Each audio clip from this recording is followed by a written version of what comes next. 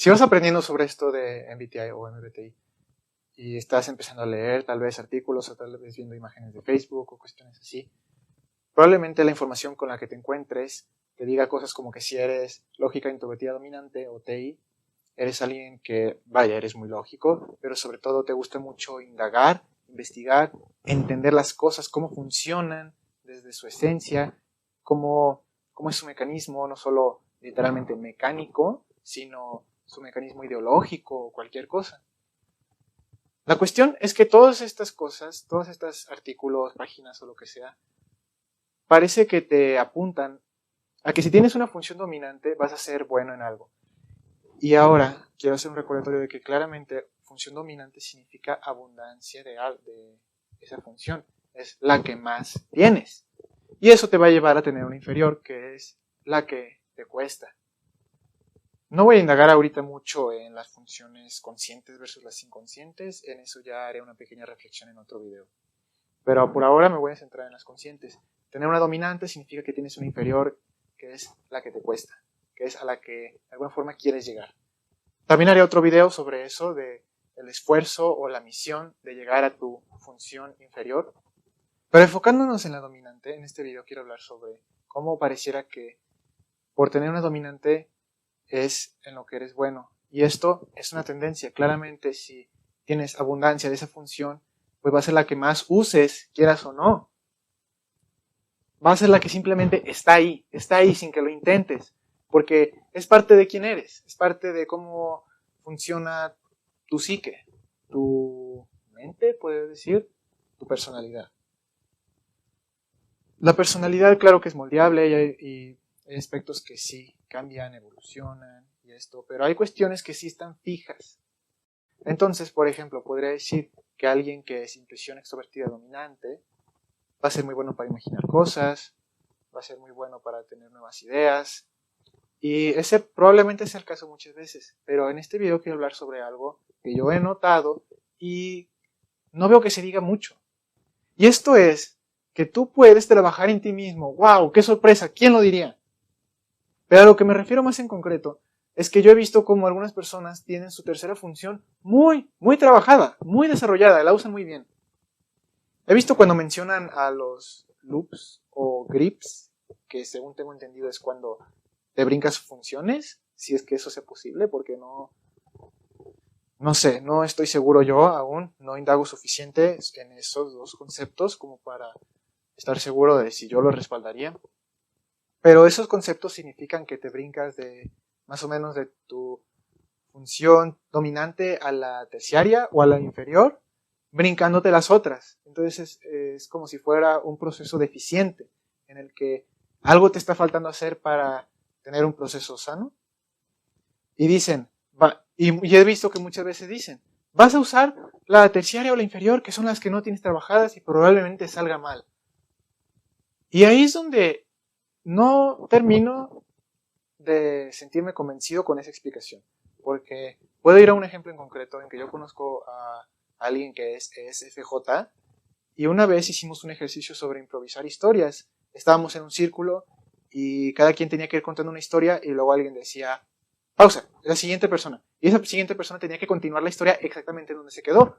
Y se trataba de imaginar la historia en el momento, rapidísimo. Entonces eso pues es un ejercicio de intuición extrovertida.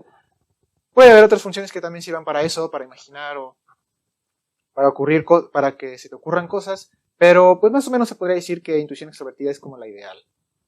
Entonces, yo pude ver como alguien que tenía intuición extrovertida tal vez en su segunda función o incluso en su primera, de pronto decían, no sé, no eran perfectos, es lo que quiero decir. No por ser intuición extrovertida dominante vas a ser el genio de las ideas. Simplemente es un proceso en el que tienes mucho. No lo puedes evitar, lo tienes mucho, pero no significa que seas perfecto. No significa que... Es que esto es lo que puede ser muy confuso. Porque se llama la dominante no significa que lo domines. Más bien es que esa función domina a las otras, pero en el sentido de que las subordina, más bien. Y volviendo a mi ejemplo, pude ver a alguien que era ESFJ y en cambio tenía su intuición extrovertida muy bien trabajada y empezó a decir una y otra cosa y otra cosa y otra cosa y otra cosa. Como si nada. Estaba improvisando como si nada. Y yo veía como algunos que tenían intuición extrovertida de auxiliar, tal vez les costaba un poquito más. Podrías hacer el argumento de que los que tienen intuición extrovertida auxiliar claramente son introvertidos y que tal vez por eso les cuesta. Pero a lo que voy es que alguien con intuición extrovertida en su tercera función puede hacerlo mejor que alguien en su auxiliar o incluso dominante. Me puedo imaginar, no sé, que alguien pudiera decir, algún ENTP pudiera decir, o ENFP incluso, no sé, pudiera decir, eso a mí jamás me ocurriría. Y puede ser el caso con esa persona. Pero pues no todos son iguales. Y de nuevo, no todos tenemos totalmente trabajadas nuestras funciones. Incluso la función dominante. Porque lo único que significa es que es la que más vemos, la que más nos llega sin querer, sin esforzarnos. Allí está. Incluso podría decir que si no la trabajamos, ella nos usa a nosotros. Somos más bien nosotros víctimas de nuestra función dominante. Porque nos lleva a una cosa, nos lleva a otra. Y nosotros sin pensar nada más la seguimos. Porque es nuestra tendencia natural más fuerte. Puedo decir, por ejemplo, también que la inferior, tal vez ahí ya empieza a ser más complicado, porque la inferior es la que probablemente más nos cuesta. Cuando entramos sobre las funciones conscientes contra las inconscientes, podrían decir que la que más nos cuesta es la última de las inconscientes. Que entiendo la explicación de eso, pero no sé si me convence. Es complicado ese tema. Pero de lo que sí estoy seguro es que una de las cosas que no debe ser este modelo es una justificación.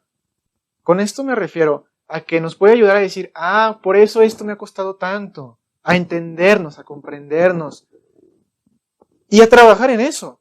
Porque no se trata de decir, es que me cuesta esto, pues ya está, me cuesta y ya. Sino que se trata de trabajarlo. Hace unas semanas vi un video de un canal que me gusta que se llama Bundle Beat, que bueno, está en inglés. Yo estoy pensando si hacer un canal en inglés también. Pero ese canal me gustaba, es de un INFP, o parece que es un INFP porque tiene videos donde él mismo se lo cuestiona. Es bastante gracioso cómo se lo cuestiona, cómo dice, bueno, ahora soy esta otra. Pero es bastante probable, es bastante seguro que sí sea INFP. Si tuviera que apostar, yo diría que es INFP. Y en ese canal había un video que decía que no nos forzáramos tanto a hacer lo que nos cuesta, sino que aprovechemos lo que somos. Aprovechemos las que más tenemos. Si ya de por sí alguien, por ejemplo, tiene intuición extrovertida en la dominante o en auxiliar, que aproveche eso. No que se esté martirizando con encontrar su sensación introvertida. Y veo a lo que se refiere, en el sentido de que, pues claro, que nuestras fortalezas son las que más nos van a llevar a lograr las cosas más difíciles, probablemente.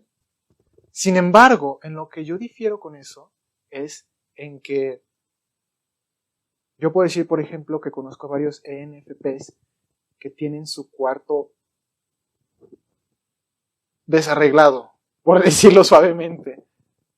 Asqueroso si lo decimos de forma más despreocupada. Pero ciertamente su espacio físico, su cuarto, tal vez su habitación, es un relajo. Tal vez no tienen nada en su lugar, tal vez tienen cosas apestosas. Porque yo he visto que el que tengan sensación introvertida de inferior les hace que les cueste mucho conectar con su entorno físico. Yo lo he visto que están tan metidos en su mente que he visto de plano que tal vez le digo a un NFP, por favor, levanta cualquier cosa. Levanta ese vaso en el que te serviste alguna bebida y ya te lo acabaste. Levántalo, no lo dejes en tu cama. Y que digan, sí, lo agarran, tal vez ya pensaron en otra cosa y dijeron, tengo que hacer esto. Lo vuelve a dejar y va a hacer algo más. Y yo veo eso pasar. Y me sorprende y a veces, pues cuando tengo oportunidad les digo, ¡hey! ¡El vaso! Y dicen, sí, el vaso. Pero es porque alguien más está ahí diciéndoles, insistiéndoles.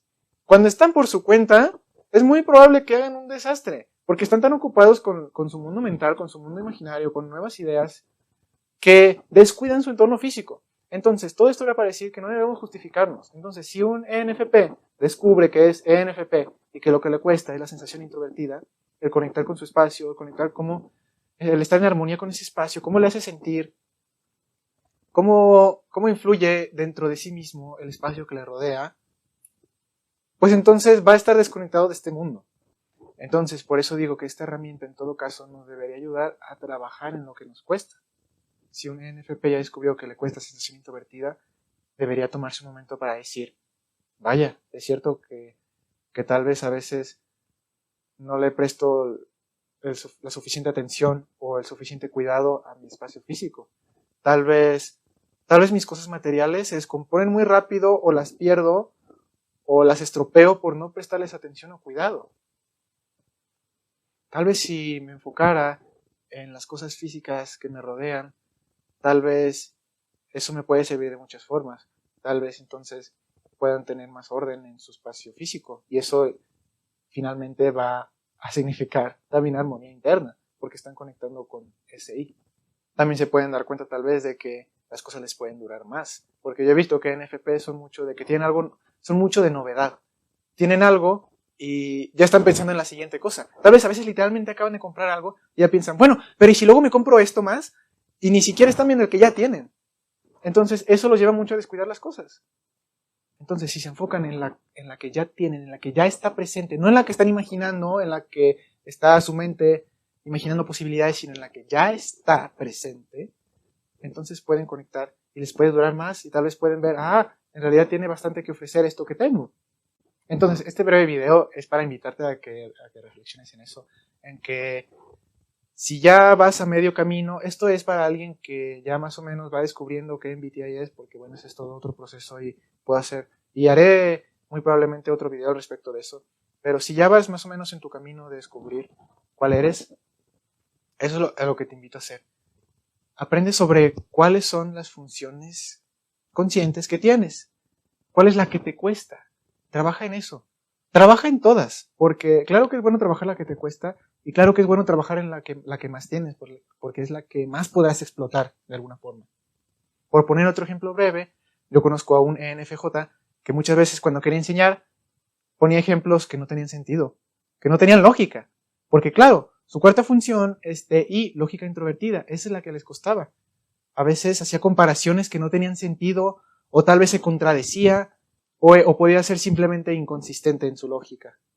Entonces, de nuevo, te invito a que conozcas tus funciones cognitivas y a que las trabajes, a que sepas qué es lo que sí hay más en ti, qué es lo que te cuesta, que trabajes eso que te cuesta y que explotes eso que se te facilita. Y finalmente, gracias por ver.